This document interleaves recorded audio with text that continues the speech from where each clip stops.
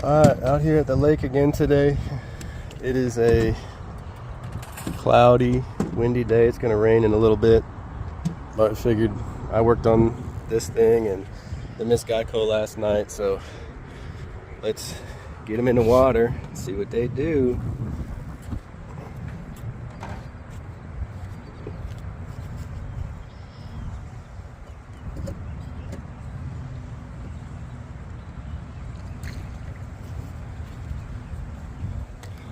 Alright, boat's in the water. GPS is running.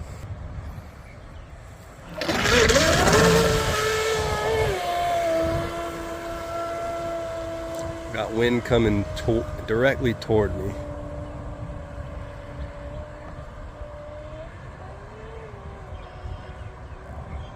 Oh, that's interesting. Oh, it's probably, I got the remote on. Yeah, that's what it was. It was on 50% power. Oh no, that's not it.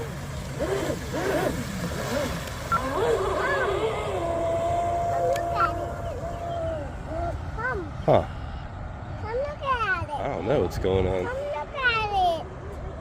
Come look at it. Come look at it. Come look at Maybe that motor's dead. That could very well be. Come look at it. Alright, we're gonna go bring it in. Oh, I need a big. Alright, let's see what happened in here. Just quit. Just quit on me. Ow! Motor's hot. Even the ESC is warm. We hardly did anything. I don't understand what's the deal with this thing.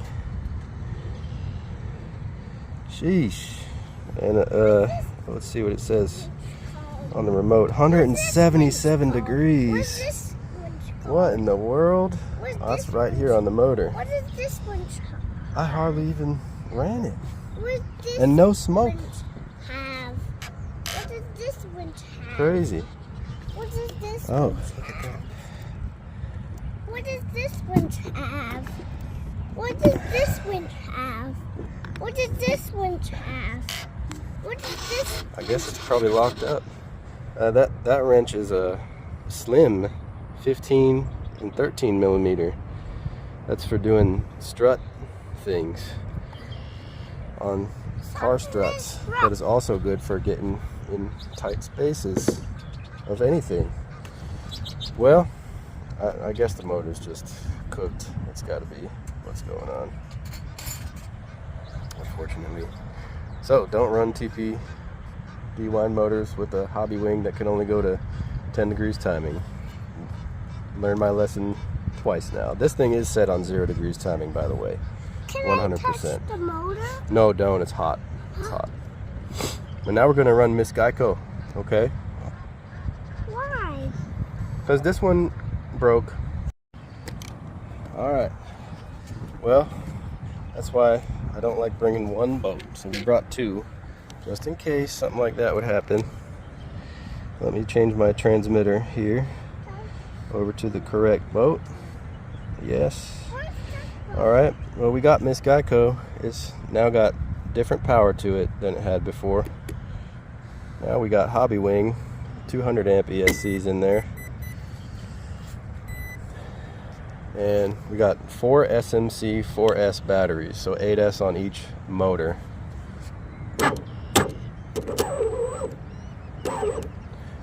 Alright, let's get it buttoned up. Thank you, buddy. Alright, let's see how this one does. Put on 50% throttle to get started with.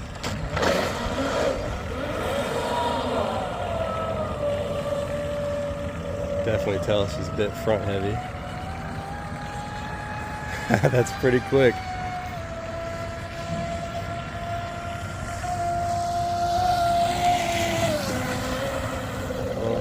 Let's make sure real quick that we got cooling out both sides since this is a brand new setup. Yeah, I see it. Okay. We're good. I'm really curious to see how fast it actually goes with the 50%.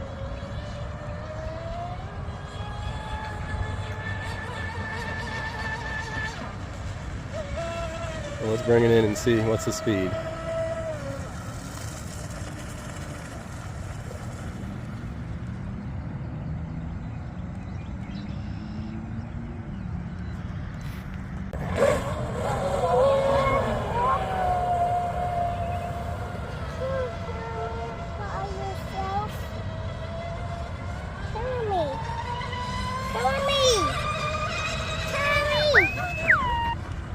What was that noise? Oh, I think that was I think I have an alarm set for 60 miles an hour on this real-time GPS that I've got over here. Carry me. Hey, buddy. All right, here, how about this? Is that good? Yeah. All right. Okay, let's see how fast that was. That was 80 miles an hour. So do we dare to turn it up to 100% throttle? I don't know if it's a good idea, but I'll do it until I see it getting light. Backwards. Step in the water. Step in the water. You will step in the water in the moment. Yeah, he was kind of veering on me.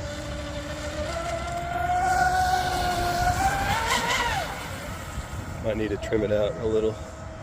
What are you saying? I'm saying that boat was kind of steering the way I didn't want it to. Okay, that's too light for my liking. You? We gotta wait for that water to calm down at least. Who was reading you? The boat was just steering in a funny way. All right, let's let the ripples cool off, okay? Let the ripples calm down so that we don't hit one and go flying. We really don't want to go flying if we can help it, buddy. Because there's lots of heavy stuff in that boat. And if I crash, it might break the whole boat. It could break the whole boat. Now, where's the wind coming from? That's the problem. I think it switched direction. It's coming almost toward me from this way instead of that way like it was before. So we might try running in the opposite direction. Ready? Watch the boat, buddy? Yeah. Here it goes. Ready? Where was the boat from? No! Oh, that was a hard crash. But it landed it. At least it didn't make that thump sound.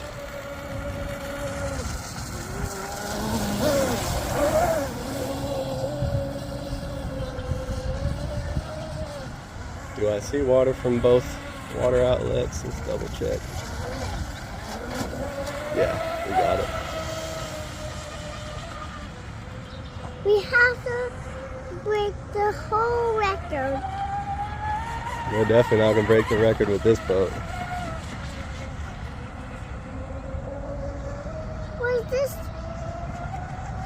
boat from Miss Geico? That's right. So either the drives need to come down a bit or I need We to... are breaking the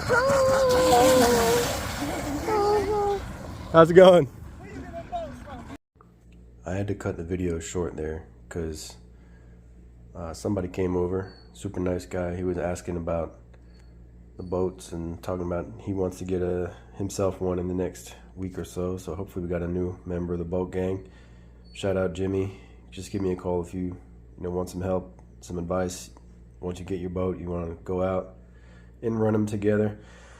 But my son was also over it, so I decided to cut my losses, pack it up, and yeah, just wanted to let you know that's why we turned it in a little bit early. Let's do a little post-run breakdown on these two boats. Overall, semi-successful day, I would say. Got this one, only lasted less than a minute of running, and I think the ESC was fine, but I think that motor cooked. There was a little bit of smoke the last time I ran. I wasn't sure if it was from the ESC or the motor. I kind of suspected it was the motor because it was hot, but this time it got really hot in no time. I was running 0 degrees timing on this ESC, so I think it was just nearly cooked last time I ran it, and we just did it all the way this time. So that's it for the Supersonic Wake. I got another motor coming in from TP. I'll probably tear this one down just to see what it looks like inside, but I already planned on running a different motor in this boat previously. Now the Miss Geico, it did pretty well. When I set this up, I was setting it up last night with the new motors, the new ESCs, and I wasn't super happy with what I ended up with. I wanted to try it out though anyway, just to see if maybe it would work out. But what I wasn't super happy about was that the CG is right about here. It's a little bit, I wanted it kind of right on the first step here, or right before the first step. So the reason is these Hobby Wing, even though I've got the batteries all up in the front, so there's 2 here and there's ones down in the sponsons here as well. I think the battery placement is okay, but you can see these ESCs could go up a lot further, and that would probably get the CG where I want it. The issue is then it becomes a little bit more difficult to get these batteries in here, but I discovered that actually there's room for these batteries to go up in here right on top of the other batteries further up in the, push them even further up in and into the kind of the sponson area. And we'll see how ingress and egress is of the batteries with that. With this way it's a little bit tougher to get them out if I move the ESCs any further forward, but with this way it might be a little bit easier. And my dog is constantly chewing this bone. Anyway, I might make sort of like a strap down mount for these where I can move them really easily to get the batteries in and out, so I can just push them up all the way as far forward as possible. We'll see, but I'm gonna have to, the only issue is I'm gonna have to change the length of these lines, which is not a big deal, but I don't know, I don't have that much of it left, so we'll see. When I get some time I'll tear this one down. But as far as how it ran, it did really well. On 50%, I gotta check the GPS data again, but at 50% it was like 50 miles an hour or so, or low 50s if I recall correctly. And then on 75% throttle it went 80 miles an hour. Then I think it went 80 miles an hour a second time when it had that flip. And then on 100% throttle I never actually got to see what it did. Actually, I think that flip was when it was on 100% throttle, but it was at 80 miles an hour anyway, so we just never got to take advantage of the extra power that this thing has. And I had an idea that was probably because of the CG being a little far back, and I'm sure I can afford, with this much power, I can afford to put those struts down a little bit more. They're not, I don't know if this gives you a good reference or not, but basically there, if you put a straight edge on the ride surface, the straight edge, if I recall correctly, is about touching the drives here. If I recall correctly. We'll see, I'll have to measure it again. So I'll put the drives down next time. We'll get the CG hopefully a little bit farther forward. Or maybe we'll just put the drives down since that's a little bit easier to do, so I can take it out again pretty soon. And I thought we made it away scot-free from that flip, but as most of you know with the Miss Geico, that's pretty much never the case. That gel coat crack was there already. That's not an issue, but if you look here, did get some splitting up here. Over here on this corner, and then same thing Yeah, a little bit over here. I don't think that was there before. Hard to see. So really got to try and make sure it doesn't flip next time. Really got to get one of these things inlaid up, but I haven't had the time to do it yet. I've been having more fun just playing around with it. All right, I think that's all we'll do for today. All right, one more thing. I just checked the GPS. It was 55 on 50% power, and it was 80 miles an hour after that, and that was on 75% power, and I think I didn't restart the GPS after that. That's the last record I've got before it flipped. And then I looked at the ESC, the logs from these ESCs. This one, which powers the right side motor, got up to 136 degrees. This one, powering the left side, got up to 130 degrees. And this one pulled 350 amps peak. And this one pulled like 299 or something. 300 amps peak. I'm not sure what the deal is with that, why that is. I don't think there's any kind of issue with the shaft rubbing. Both of these motors are in good condition, very strong. You can feel the pulls very strongly on these. Both of these. So I don't think there's any issue with any of it. I didn't notice any. I checked if there's any kind of rubbing on the cables or anything like that, and there definitely wasn't at the time. So maybe it's just from the way that a twin turns, how it deals with turns with one motor getting loaded more than the other, for example. I'm not sure. One saw a higher RPM than the other as well. Check out the motor from the Super Sonicwake. Look how easy it turns. What does that mean? The rotor is demagnetized from getting too hot?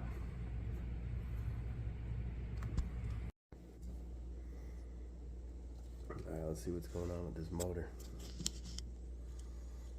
Screws are out.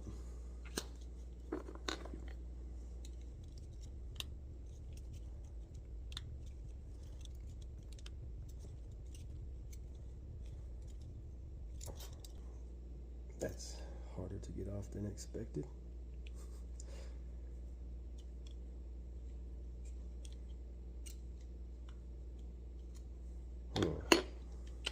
Oh, there it goes. Okay, make sure we know the order of what's in here.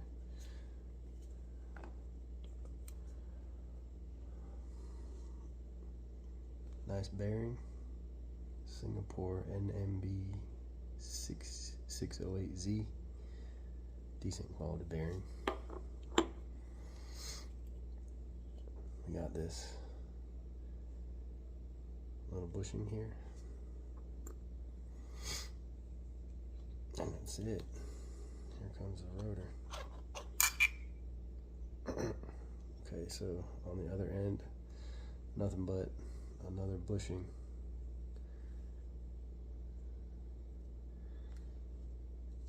And that's it. Just the bearing down there. Oh, but it's a shorter bushing. Let's note that. Oh no, it's a two-piece bushing. Nope. Yeah, two-piece bushing. Two bushings. Well, I guess they're not. They're bushings slash spacers. Shims. Oh, and wait a second. There's even more than that. Oh goodness. Yeah, there's 3 very small shims on there as well. Okay, this is what a TPCM motor looks like. All those holes they drilled in it, I assume, are for balancing purposes. They had to do it on this end too. But you can see why this thing does not fly apart at super high RPMs, because it's got this, everything is encased in stainless steel.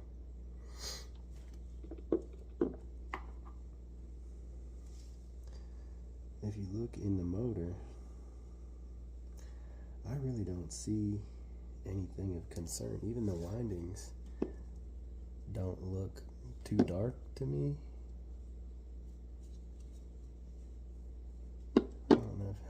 can see that. There's no damage on anything in there, but there's definitely something wrong. Maybe it just needs a new rotor. Somebody who's got more knowledge on this than me. Hopefully you can see if I can get a better view in here. There we go. Maybe. Oh, there we go.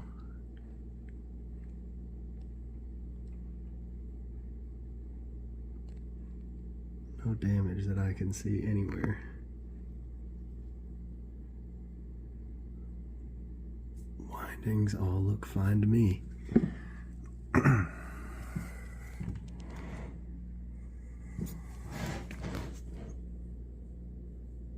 Nothing discolored on this side. I know I'm not getting you the best shot, but just trust me. It's because of this white background. There we go.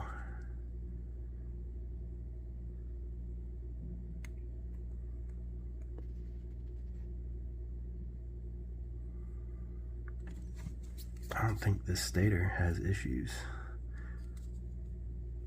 At least not that I can see.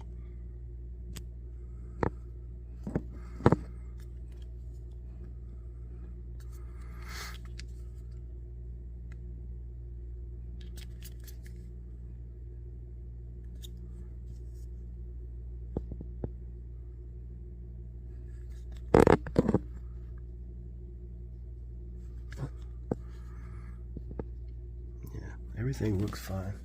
So maybe, Jeremy, you were right. Just get a new rotor for this thing. We might be back in business. I'll put it all back together in there and, oh, look at that. Let's not forget, it wasn't just that one bushing on the, you know, toward the prop end. There was these 3 shims, 1, 2, and then there's one still up against there. Okay, good to know. I'll put it back together for now until I get a new rotor. Thank you guys. Any input you have, I'd welcome it. Be glad to hear it.